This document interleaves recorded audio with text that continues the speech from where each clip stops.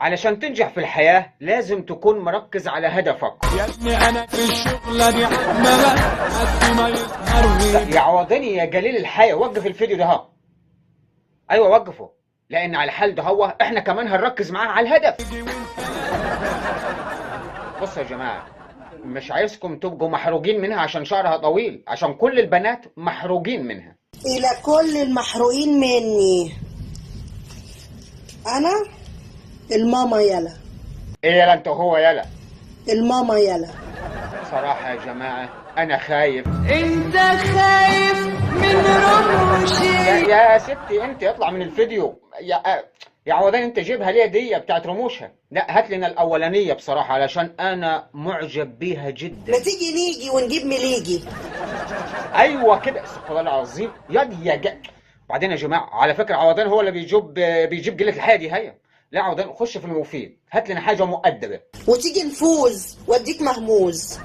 ايه يا عوضين ده انت جيت تكحلها عميتها. ايه؟ هي الست دي ما جايلاش ولا حاجة مؤدبة في حياتها خالص؟ خالص؟ طب هات لنا اكتر فيديو مؤدب ليها. كلمة هقولها لكل اللي راشق عينه فيا، أنا أشرب الشاي واديك الموزة. أنا أشرب الشاي واديك الموزة. أنا يكشي تبعد عني. أنا على الطلاق انا احبش الموز، هاتي انا شوية شاي وخدي انت الموزة. وتيجي نفوز واديك مهموز. يا عوضين اختار لنا فيديو مؤدب ليها يلا. تعباكوا أنا، ها تعباكوا يا مرة يا صفرة، يا مرة يا صفرة يا ليلى. مالك؟ جسمي مليان مش مليان؟ ليا سوا ولا ماليش سوا؟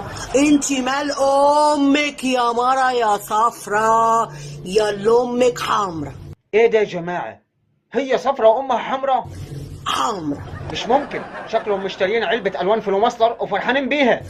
حمرا. لا باين عليها الاخت دي كل فيديوهاتها مؤدبة، وهذا يذكرني بقول الشاعر مش هبقى مؤدبة. مش هبقى مؤدبة، الناس بتحب البنت السفلة العصبية.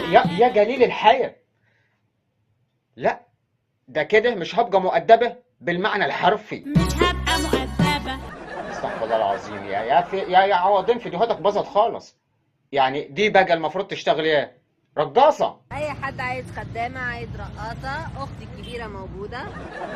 بالظبط كده، انا ما قلتش اي حاجة من عندي.